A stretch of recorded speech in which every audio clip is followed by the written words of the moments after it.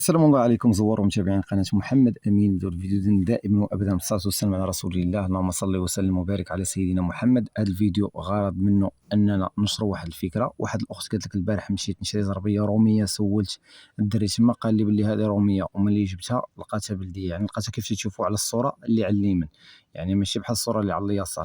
أنا بغيت نعرف فيه واحد السؤال دابا، أختي ولا خويا بغيتي تمشي لهاد بيم هادي وتتبغي تاخذ شي حاجة، علاش ما تتحلهاش؟ غتقول لي لا الزرابي كيفاش يكونوا، رانا الفيديو او الفيديو ديال الزرابي كيفاش يكون. خويا غادي نحل، راه نعطي فلوسي، راه عندهم واحد السكوتشات تيكونوا في الجنب، ونشوف الموتيف ديال الزربيه واش هي انا اللي باغي او لا. ماشي تنمشيو باش نتخاطفوا صافي وخذ واجي. هذا الزربيه راه 700 درهم، راه ماشي شي حاجه اللي رخيصه. 700 درهم راه حتى في السوق تلقاها حتى هي تقريبا بهذاك الثمن.